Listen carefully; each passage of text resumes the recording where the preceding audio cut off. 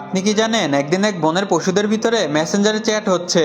তখন মুরগি বলল, মনটা খুবই খারাপ, যতই ডিম পারি না কেন মালিক সেগুলো নিয়ে গিয়ে বাজারে বিক্রি করে দেয়। হাঁস তখন বলল, ঠিকই বলছিস। তখন টিকটিকি বলল, আমার মতো ডিমগুলো লুকিয়ে রাখতে পারিস না? কই, আমার ডিম তোরা বিক্রি করে না। শিয়াল তখন বলল, এটা খুবই খারাপ কথা।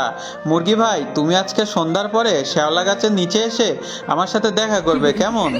কুকুর তখন বলল, শিয়ালের কথায় কান দিও না মুরগি ভাই, বেড়া এক নম্বরের ধান্দাবাজ। বিড়াল তখন বলল, আমার ভাগ্য ভালো যে আমি ডিমই পারি না।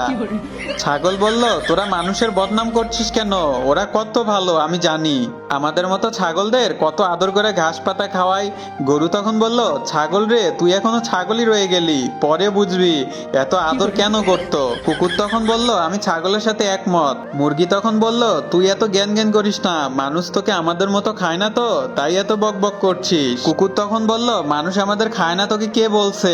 চাইনিজ মানুষেরা আমাদের দেখলেই লেজ তুলে দৌড় লাগায়।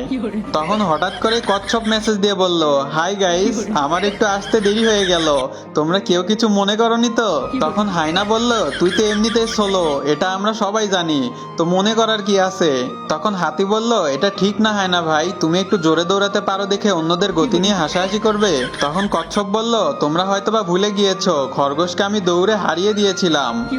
তখন খরগোশকে মেনশন করে বলল, খরগোশ কই, তুমি কিছু বলছো না যে? জিরাফ তখন বলল, খরগোশের নেট প্যাকেজ শেষ, তাই আজকে আসতে পারছে না, তোরা ওকে গিয়ে এমবি ধার দে। সিংহ তখন বলল, আমি বনের রাজা, আজ তো তোরা আমাকে ছাড়াই চ্যাটিং করছিস। তখন হাতি বলল, উল্টা পাল্টা কথা বলে আমার মেজাজটা গরম করিস না, না হলে তোকে এমন আছাড় মারবো যে রাজাগিরি ছুটে যাবে। কুমির তখন এটা শুনে হিহি করে হাসা শুরু করলো আর বলল, হাসতে হাসতে চোখে জল চলে আসলো।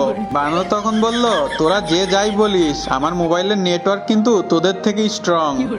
বাঘ তখন বলল, তোর নেটওয়ার্ক স্ট্রং, দাঁড়া আমার দাঁতও স্ট্রং, গাছ থেকে নেমে আয়, প্রমাণ দেখাচ্ছি। এসব শুনে শিয়াল তখন বলল, আলোচনা সংঘর্ষের দিকে যাচ্ছে, তাই শান্তির সাথে আজকের মতো গ্রুপ চ্যাট শেষ করলাম। ধন্যবাদ, ভালো থাকবেন সবাই, আল্লাহ হাফেজ।